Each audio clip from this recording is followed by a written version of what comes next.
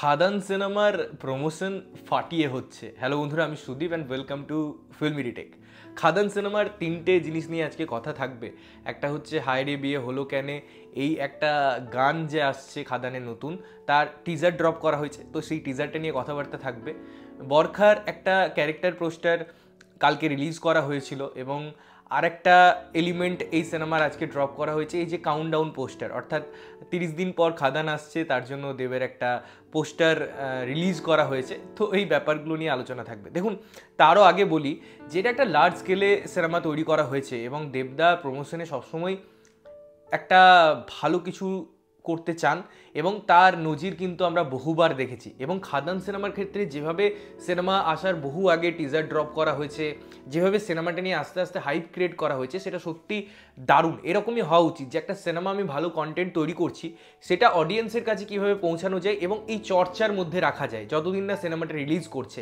এই যে ধাপে ধাপে ধাপে ধাপে তার প্রোগ্রেশন, সেটা কিন্তু আমার মনে হয় খুব ভালো একটা দিক এবং সেই দিকটা খাদান তুলে ধরছে। এবারে এই যদি গানটা নিয়ে কথা বলি, হায় রে বিয়ে হলো কেন, এই টিজারটা ইটসেলফ খুব ইন্টারেস্টিং। বিকজ যেভাবে গানটা ডিজাইন করা হয়েছে, যেভাবে প্রাণ খুলে যিশুদা এবং দেবদার যে অ্যাপ্রোচটা দেখানো হয়েছে, যেভাবে তাদের ওই স্বতঃস্ফূর্ততাটা আমরা পুরো টিজারটাই দেখতে পেয়েছি। ব্যাকগ্রাউন্ড মিউজিক, একটা লার্জ স্কেলে ডিজাইন এবং অবশ্যই অনেক দিন পর একজনকে ফিরে পাচ্ছি আমরা সিনেমায় এবং অবশ্যই দেবদার সাথে তাকে পেয়ারিং করতেও দেখছি। তো ওভারঅল এই গ্র্যান্ডারটা খুব সুন্দর লাগছে। পুরো গানটা নিয়ে আমরা গানটা রিলিজ হওয়ার পর কথা বলবো, সেখানে আরও ডিটেলসে আলোচনা হতে পারে। টিজার একটা টিজ করার বিষয়, সেই টিজারটা আমাকে সেই স্পটে কতটা আগ্রহ ক্রিয়েট করতে হেল্প করছে এটাই দেখার বিষয় এবং সেটা কিন্তু এই পুরো টিজারটা করছে। এই টিজারটা, সেই গানটা, সেই লিরিক্সটা এবং অবশ্যই মিউজিকটা, ওভারঅল গ্র্যান্ডারটা কিন্তু একটা ভালো নোট, ভালো দিকে ইঙ্গিত দিচ্ছে, যেটা এই খাদান সিনেমার যে গানগুলো থাকবে, যে কমার্শিয়াল অ্যাপ্রোচটা রাখা হয়েছে খাদানের,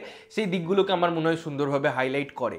এবারে যদি আমি কাউন্টডাউন পোস্টারটা কথা বলি, যেটা 30 দিন পর খাদান আসবে এবং সেখানে দেবদাকে যেভাবে প্রেজেন্ট করা হয়েছে, দিস ইজ মানে আউটস্ট্যান্ডিং। ওই পোস্টারের যে গ্ল্যামারটা আছে না, ইটসেলফ যে কালার টোনটা আছে, যে ম্যাচ করছে না, একে অপরকে কমপ্লিমেন্ট করছে। ওই যে কয়লার একটা সিংহাসন, সেখানে বসে আছেন দেব, তো এই পুরো জিনিসটা খুব আই সুদিং, খুব দেখতে ভালো লাগে। একবার দেখেই একটা ওয়াও বেরিয়ে আসে না ভিতর থেকে, সেই জিনিসটা, সেই অ্যাপ্রোচটা কিন্তু এই পোস্টারটা দিচ্ছে, যেটা আমার খুব ভালো লেগেছে, খুব ইন্টারেস্টিং লেগেছে। এবং এভাবেই যদি একটা সিনেমার হাইপ ক্রিয়েট করা যায় এবং যদি মানুষ সেই সিনেমাটা দেখতে যায় এবং সিনেমাটা যদি সর্বোপরি ভালো হয়, তারপরে যদি ওয়ার্ড অফ মাউথ ভালো হয়, তাহলে আমার মনে হয় একটা সিনেমা সাকসেস পেতে পারে। এবং যেহেতু এটা একটা ইন্টারনেট দুনিয়া, এই জেনারেশন বেশি এগুলো নিয়ে ব্যস্ত থাকে, সুতরাং ইন্টারনেটে এরকম অ্যাপ্রোচ বারবার বিভিন্ন জায়গা থেকে শেয়ার হওয়া আমার মনে হয় খুব ভালো একটা দিকে সিনেমাটার প্রমোশন স্ট্র্যাটেজি এগোচ্ছে। এবার যদি আমি বরখার ক্যারেক্টার পোস্টারটা নিয়ে কথা বলি, দেখুন, আমি যখন অনির্বাণদার ক্যারেক্টার পোস্টার আনা হয়েছিল তখন আমি বলেছিলাম যে ক্যারেক্টারটা দেখতে বেশ ভালো লাগে এবং এখানেও বরখার যে ক্যারেক্টারটা আছে, যেভাবে ছাগলকে কোলে নিয়ে তাকে প্লেস করা হয়েছে ব্যাপারটাই, সেটা দেখতে ইন্টারেস্টিং। বাট এখানে আমার একটা কথা বলার আছে, আমি যদি ব্যাকগ্রাউন্ডটা দেখি না, সেখানে অনির্বাণদার পিছনেও যে ব্যাকগ্রাউন্ড ছিল, সেম ব্যাকগ্রাউন্ডে আমরা বরখাকেও দেখতে পাচ্ছি। এবারে দেখুন, এখানে না একটা ক্রিয়েটিভিটি দরকার, এখানে হিউজ কোনো খরচার ব্যাপার নেই। আমি ভীষণ কীভাবে ভাবছি, বিকজ এই সিনেমাটা একটা লার্জ স্কেলের সিনেমা, তো তাই তার প্রত্যেকটা এলিমেন্ট খুব ইম্পর্টেন্ট, খুব দিকে মানুষ তাকিয়ে থাকবে তার দিকে। তো আমি যদি ব্যাকগ্রাউন্ডে সাপোজ ওই ক্যারেক্টারটার কিছু ক্যারেক্টারিস্টিক বা কিছু থিম, বা আমি যদি সেটা রিভিল করতে নাও চাই, কিছু এমন লুকোনো জিনিস থাকবে যেটা যদি আমি ওই পার্টিকুলার পোস্টারে ডিজাইন করি বা রাখি, তাতে আমাদেরও একটু সিনেমাটার প্রতি হাইপ পেতে হেল্প হয়। আমরা সেই পোস্টারটার ব্রেকডাউন করার সুযোগ পাই, আমরা সেটা নিয়ে ভাবতে পারি যে আচ্ছা এটা কেন রাখা হলো, এটার পিছনে কি কোনো অন্তর্নিহিত ব্যাপার আছে, বা এটা সিনেমায় কি জায়গায় আসবে। তো এই জিনিসগুলো না খুব এফেক্ট ফেলে। আমি যখন ক্যারেক্টার পোস্টারে যাই বা বিভিন্ন পোস্টারে যাই, সিনেমার তো একটা পার্টিকুলার ওভারঅল পোস্টার হয়, সেখানেও কিন্তু আমরা বারবার দেখেছি তার যে টাইটেল হয়, খাদান হোক বা যে কোনো সিনেমার টাইটেল হয়, সেটা অনেক সময় কথা বলে। সেই টাইটেলের মধ্যে অনেক সময় অনেক কিছু লুকিয়ে থাকে, সিনেমার সাবজেক্ট বা সিনেমার গল্প বা সিনেমার থিম বা ক্লাইম্যাক্স। অনেক ক্ষেত্রে আমরা দেখেছি যে টাইটেলটা খুব ইন্টেলিজেন্ট ওয়েতে আগে কিন্তু যারা ডিজাইন করতো বা পুরো টিম মেকার্স, তারা কিন্তু প্রেজেন্ট করে অনেক সময়। তো সেক্ষেত্রে আমি যদি সিম্পল ম্যানারেও সেটা প্রেজেন্ট করতে চাইছি, আমার মনে হয় যদি ব্যাকগ্রাউন্ডে আমি এমন কিছু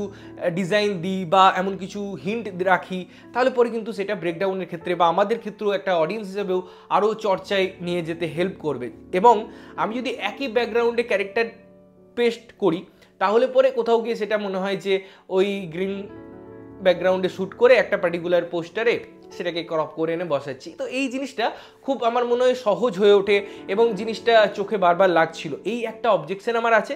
আদারওয়াইজ কিন্তু পোস্টারে আমি যদি ক্যারেক্টারের প্লেসমেন্ট বলি, ক্যারেক্টারের লুক বলি, সেগুলো ভালো লাগছে, সেগুলো আগের ক্ষেত্রেও লেগেছিল, যদিও কিছু কিছু লুক আগে পেপারে আমরা দেখেছি, স্টিল যখন সেটা মোশন পিকচারের মধ্যে প্রেজেন্ট করা হচ্ছে, তার মধ্যে ব্যাকগ্রাউন্ড মিউজিক দেওয়া হচ্ছে, ওভারঅল উপস্থাপনাটা কিন্তু খারাপ লাগছে না। তো এই ছিল ওভারঅল বক্তব্য খাদানের এই তিনটে এলিমেন্ট নিয়ে। তোমরা কতটা এক্সাইটেড খাদান নিয়ে বা খাদান সিনেমাটা নিয়ে অবশ্যই কমেন্ট করে জানিও। ততক্ষণের জন্য ভালো থাকবে, সুস্থ থাকবে এবং সবসময় ভালো জিনিস দেখবে। চ্যানেল যদি প্রথমবার দেখছো, লাইক কমেন্ট শেয়ার করতে হবে, সাবস্ক্রাইব করতে হবে যাতে প্রত্যেকটা নোটিফিকেশন তোমাদের কাছে পৌঁছায়। দেখা হচ্ছে অন্য কোনো ভিডিওতে, ততক্ষণের জন্য টাটা।